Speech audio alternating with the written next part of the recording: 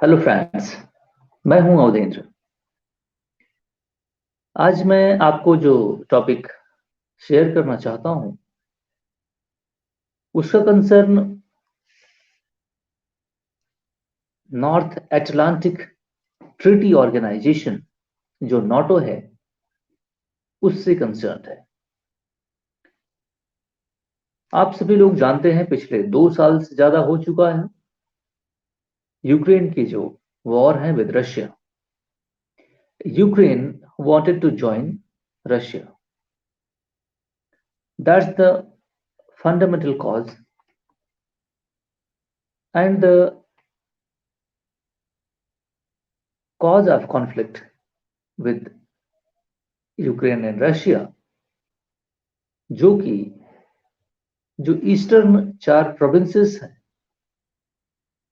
Ukraine में, Donetsk और Luhansk और 2 और हैं जेपरेजिया काइंड ऑफ, उन पर जिस पर रशिया क्लेम करता है कि ये रीजन्स रशिया को बिलोंग करते हैं क्योंकि वहां पर रशियन बोले जाने वाली language, ethnic, cultural affiliations Russia के साथ है। इसलिए उनको प्रोसिक्यूशन सहना पड़ा वहां के रहने वाले लोगों को यूक्रेन की अथॉरिटीज द्वारा। पहला पॉइंट ये है। दूसरा पॉइंट, जो नाटो को यूक्रेन ज्वाइन करना चाहता है फॉर डिफेंस पर्पज, वो 2 ऐसे पॉइंट्स हैं जिसकी वजह से वो वॉर हो रही है, रशिया और यूक्रेन की। अब जबकि 1960, 70, 80, 90 के दशक के बीच में कंटिन्यूअसली यूनाइटेड स्टेट और रशिया के बीच नाटो एक्सपेंशन को लेकर, नाटो क्या है? नाटो एक मिलिट्री अलायंस है जो कि आज 32, 32 नेशंस को मिला करके आज जो स्वीडन ने उसको ज्वाइन किया। पर्पज है कि स्वीडन ने उसको ज्वाइन किया है, इसी रेफरेंस में मैं आज वीडियो बना रहा हूँ। अब क्योंकि उसने नाटो को ज्वाइन किया इसलिए मुझे नाटो को डिफाइन करना पड़ रहा है। सो जो नाटो है ये मिलिट्री अलायंस है जिसमें 32 मेंबर्स हैं। ये कॉमन डिफेंस डिफेंस ट्रीटी है। आर्टिकल नंबर 5 में ये कहा गया है कि अगर किसी एक मेंबर पर कोई अटैक करता है जो नॉन नाटो मेंबर्स हैं, then it would be assumed that the attack is against this block, and this block will completely, with collectively, will respond to that aggression. That's their fundamental Article 5. That's okay. So क्योंकि ये military alliance है, military block है, और इसका purpose जो है वो Russia को डिफीट करना है। कुछ साल पहले मिस्टर पुतिन जब ज्वाइन किए हैं ऑफिस 2000 के बाद से, ये कंटिन्यूअसली ये भी चाहते थे कि मैं नाटो को ज्वाइन कर लूं। लेकिन जब इन्होंने प्रपोजल रखा मिस्टर इनके फॉर्मर प्रेसिडेंट के पास, यूनाइटेड स्टेट के प्रेसिडेंट के पास, तो उन्होंने उसको रिजेक्ट कर दिया कि नहीं, ये पॉसिबल नहीं है। रशिया का जो प्रेसिडेंट पुतिन है, वेरी वेरी क्लेवर पर्सन, जानबूझ के उन्होंने उसको रखा, प्रपोजल दिया, yes I want to also join. अगर ये मेंबर ही आपस में झगड़े कर लें तो फिर कौन किसका मदद करेगा, है ना? तो एक अलग कॉन्सेप्ट बन जाता, क्योंकि रशिया के खिलाफ नाटो बना हुआ है। जब भी नाटो का मेंबरशिप का एक्सपेंशन होता है तो रशिया को तुरंत अलार्म होता है कि रशिया फील्स थ्रेटन्ड। आप 70, 80, 90 के दशक में कंटिन्यूअसली जब क्यूबन क्राइसिस हुआ था, missile crisis, Cuban missile crisis 1960-62 की बात है, या 70 के बीच में, इसी पीरियड के 10 साल के बीच में बात है वो, जिसमें से कि यूनाइटेड स्टेट ने अपने मिसाइल्स जो हैं वो इटली और उसके बिल्कुल बॉर्डर पर ले जा करके लगा दिया। जब पहले तो पोलैंड पोलैंड जो आज बना हुआ है ये सारे रशियन पार्ट थे, Ukraine even though Russian part है ना। 1991 में इसको रशिया का डिवीजन हुआ है, विभाजन हुआ है। तो उसमें से ओवरऑल पता चलता है कि जैसे भी इन लोगों ने अपने मिसाइल इंस्टॉलेशन करना शुरू कर दिया रशिया के बॉर्डर पर, और दूसरी एक तो वेस्टर्न रशिया के साइड पर इन्होंने इसको अटैक किया और दूसरा साइड सदर्न रीजन में, जहाँ पे अफगानिस्तान की तरफ से इन्होंने अटैक किया रशिया के ऊपर। सो रशिया के जो सेंट्रल एशियन आज नेशंस 5 हैं, कजाकिस्तान, किर्गिस्तान वगैरह, है ना, उज्बेकिस्तान, और ये सारी जो तुर्कमेनिस्तान कंट्रियां हैं, ये सारी उसी के 1991 में डिवीजन जब हुआ तो जाके बनी है ना। तो यहाँ से इन्होंने 2 फ्रंट वॉर स्टार्ट कर दिया रशिया के खिलाफ, क्योंकि नाटो एक कलेक्टिवली 1945 में नाटो बना है ना, 1949 में, 1949 में बना। भारत जब आजाद हुआ उसके इमीडिएटली 2 साल के बाद collective defence system, North Atlantic Treaty Organization, उसका पर्पस था रशिया को डिसइंटीग्रेट करना, क्योंकि रशिया ही एक ऐसा ब्लॉक था पॉलिटिकल 2 ब्लॉक्स बने सेकेंड वर्ल्ड वॉर में की बाद से, है ना, जो रशियन ब्लॉक था और दूसरा वेस्टर्न ब्लॉक थे, जिसमें हुआ ये कि रशिया को एक ही केवल चैलेंज था, इंडिया और चाइना तो बिल्कुल कुछ थे ही नहीं उस जमाने में, है ना। इनकी जीडीपी 300 मिलियन, बड़ी छोटी सी जीडीपी होती थी, 300-400 मिलियन की, तो इनकी कोई औकात तो उस जमाने में थी नहीं, है ना। फिर भी भारत ने एक अलग ही प्रोपेगेंडा स्टार्ट कर दिया कि not alignment movement, not NAM, non align movement, है ना, किसी के साथ हमें अलाइन नहीं होना, जिसमें 100 से ज्यादा कंट्रियों ने इंडिया लेड सिस्टम को ज्वाइन कर लिया, ठीक है, neither they joined western block the eastern block. So Russia जो है वो अकेला सिंगल ब्लॉक बन गया, है ना। और रशिया चाइना के बीच भी नॉर्दर्न रीजन में कुछ झड़प हो गई 1970-72 के अंदर में। फिर वहां पे भी ये क्लासेस हो गए, तो केवल सिंगल एक पॉइंट बचा रशिया को डिफीट करना, मोमेंट इनका। तो इन्होंने पूरी ताकत लगाई वेस्टर्न नेशंस ने, इसको किस तरह से रशिया को डिसइंटीग्रेट किया जाए, जिसकी इसकी ताकत जो है वो कम हो जाए।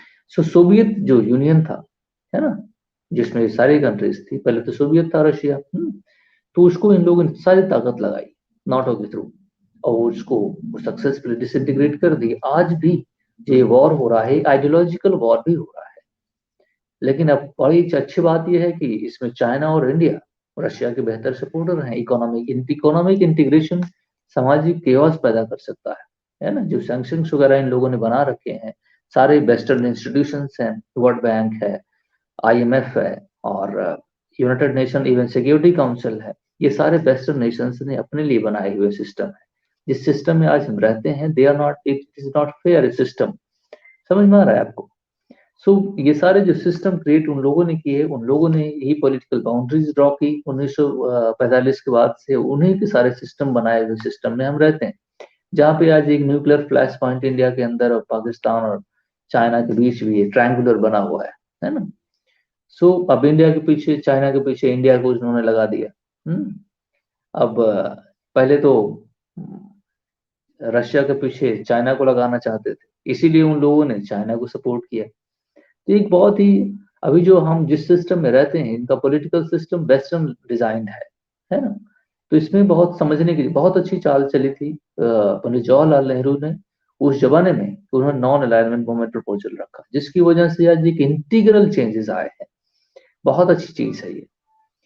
और रशिया को इसमें नुकसान हुआ नॉन अलाइनमेंट मूवमेंट से, रादर देन की वेस्टर्न पावर्स ने तो अपना सिस्टम क्रिएट कर लिया, नाटो और कलेक्टिव डिफेंस सिस्टम, है ना, collective defence system plus political system as well, है ना। सो इकोनॉमिक सिस्टम, सैंक्शन लगा देना यूरोप। अब देखिए इंटायर इकोनॉमी आज के डेट में या पिछले पीछे भी ये सेंटर्ड थी वेस्टर्न ब्लॉक में। आप देखें तो यूनाइटेड स्टेट और यूरोप ही 2 ही रिच रीजन्स थे, आज भी हैं रिच रीजन, लेकिन धीरे धीरे इकोनॉमिक जो सेंटर ग्रेविटी है, सेंटर ऑफ ग्रेविटी है इकोनॉमी की, वो धीरे धीरे शिफ्ट कर रही है एशिया की तरफ। इवन दो आप देखें तो 5 ऐसे नेशंस हैं जिनकी इकोनॉमी काफी स्ट्रॉन्गर है। Let's example Japan and India and China, Indonesia is also coming out of, and Vietnam, इस 5 ऐसे नेशंस हैं जो, साउथ कोरिया नहीं तो इस और अब ये जो सेंटर ऑफ ग्रेविटी है शिफ्ट कर रही है एशिया की तरफ, है ना। सो जब बैलेंस हो जाएगा और जो security council, United nation security council, इसको भी रिफॉर्म करने की भी बात चल रही है ना। तो एक fair system create may be 200, 400, 150 सालों में हो जाए। अदरवाइज थैंक्स टू गॉड कि वॉर ना हो, थर्ड वर्ल्ड वॉर होगी तो आजकल तो इतने सारे वेपन सिस्टम बन गए हैं कि कोई किसी को कोलैप्स कर देगा, है ना, पता नहीं ह्यूमैनिटी कहाँ चली जाएगी। सो मैं गॉड से प्रे करता हूँ कि एटलीस्ट वॉर ना हो, फिर भी एक फेयर सिस्टम बन जाए, है, जहाँ पे कलेक्टिव चीजों को सुना जा सके, है ना। तो पॉइंट मेरा था कि ये जो आज वेस्टर्न लेड सिस्टम है, जिसको नाटो पे सेंटर है, security and political and economic centre है, अब इसका जब एक्सपेंशन होता है ना, तो पॉलिटिकल डिस्टर्बेंस, एक रिपल फैक्टर क्रिएट होता है इंटरनेशनल पॉलिटिक्स में। आज जो स्वीडन ज्वाइन कर रहा है, इसको ज्वाइन कर लिया, जिसमें 32 मेंबर हो गए, फिनलैंड भी ज्वाइन कर रहा है, डेनमार्क भी ज्वाइन कर रहा है, नहीं, ये जो बाल्टिक सी के रीजन्स हैं, नॉर्डिक रीजन्स हैं, ये सारे ज्वाइन कर रहे हैं, जो कि आज काफी दिनों से ये इंडिपेंडेंट हुआ करते थे, तो नॉन अलाइंड थे। 200 साल 150 साल से ये नॉन अलाइंड थे। थर्ड वर्ल्ड वॉर में भी ज्वाइन नहीं किया, सेकंड सेकंड में भी ज्वाइन नहीं किया, पहले में भी ज्वाइन नहीं हुआ इन लोगों ने। ये लोग बिल्कुल अलग राग अलापते थे, है ना। लेकिन अब इनको थ्रेटन हो रहा है कि रशिया हो सकता है अटैक कर दे, फिर कलेक्टिव सिस्टम होगा तो हम रिस्पॉन्ड कर सकेंगे। तो बहुत अजीब सिस्टम अभी दिखाई दे रहा है, ये किस करवट ऊंट बैठेगा, नोबडी नोज दैट। बट मैं ये चाहता हूँ कि वॉर ना हो, लेकिन एक फेयर सिस्टम इंटरनेशनली डिजाइन हो जाए, कूटनीति के आधार पर, है ना, तो बेहतर होगा। जिसमें सब, लेकिन वॉर जैसी संभावना बन रही है, चाइना मोर एग्रेसिव होता जा रहा है ना। और कलेक्टिव डिफेंस सिस्टम अभी भी बनाए जा रहे हैं, फॉर एग्जांपल क्वाड जो बना है, Australia, India and Japan and United state, चारों मिल करके कलेक्टिव डिफेंस सिस्टम बना रहे हैं, जो कि मैरीटाइम सिक्योरिटी के लिए होगा। मेन पर्पज मैरीटाइम सिक्योरिटी, है ना।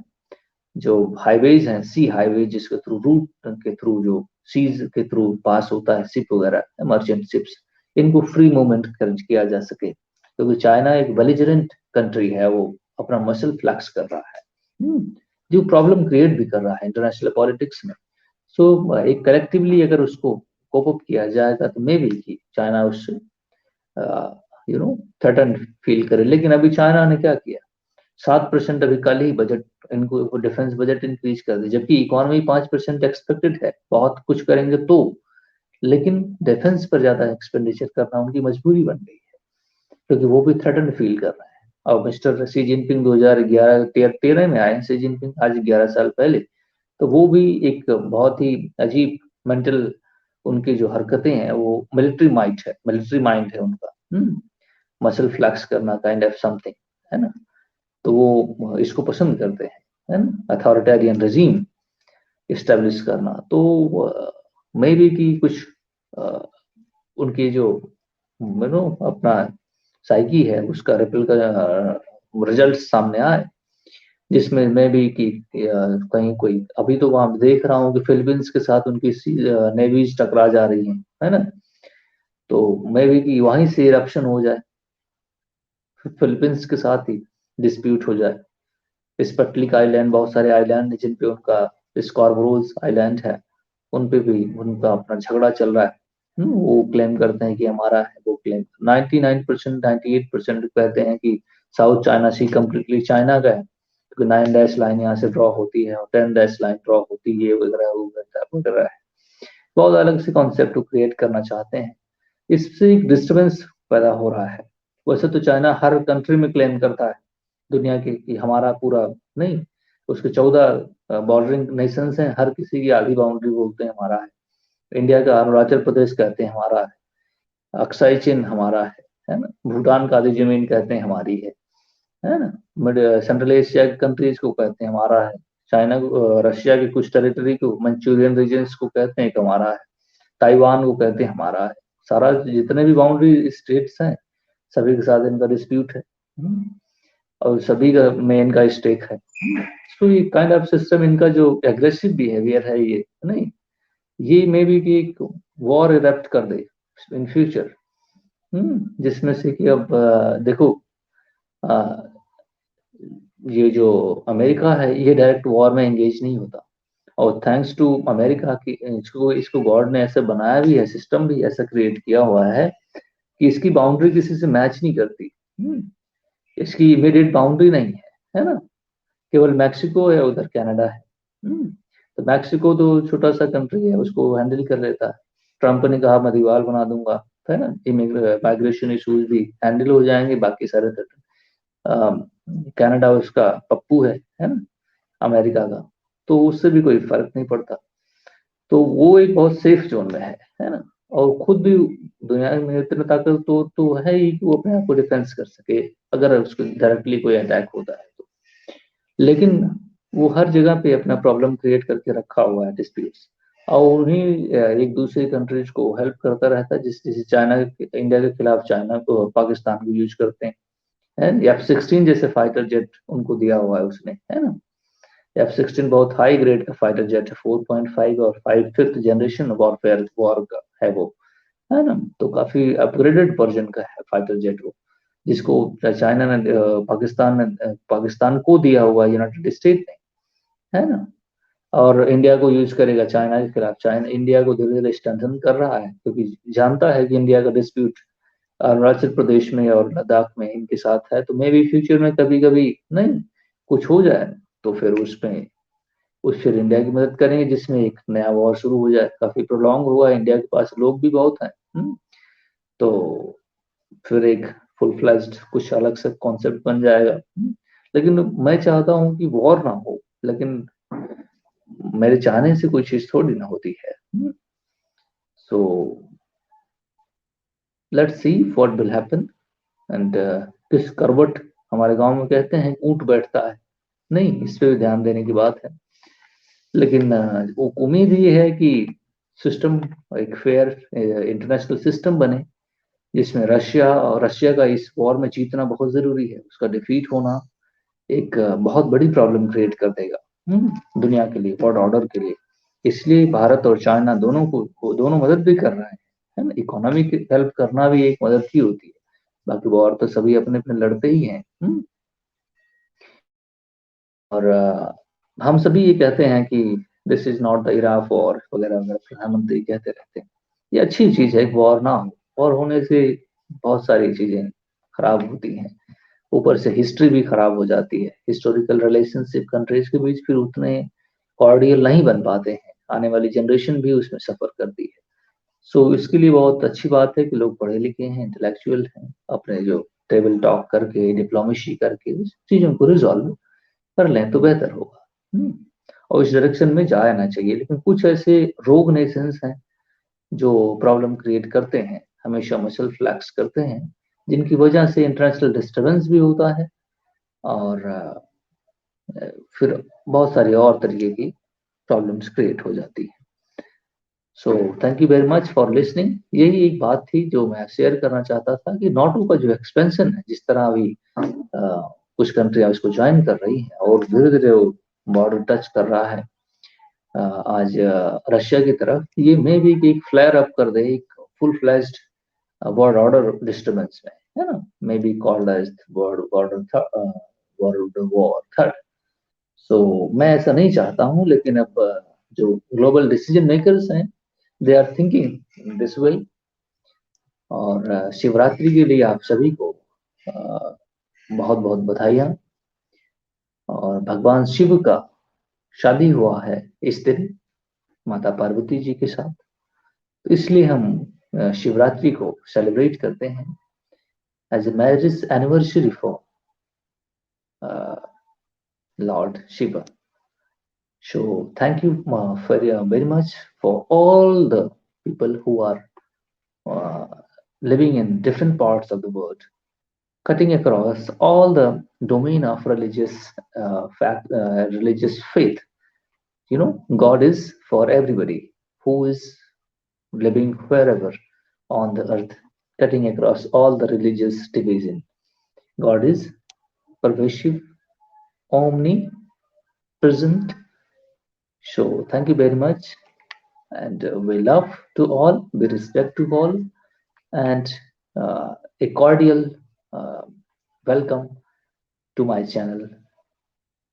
My best wishes to my friends and my followers. I would also urge to all of you, my friends, please do subscribe it, my channel, and comment on it. Your comment does matter to me to rectify our, uh, way of doing some things to share knowledge with you, enlighten you.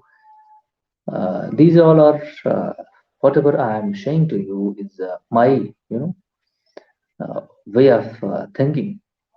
I have read a lot of reports and etc. etc. So those who don't actually read all these things, and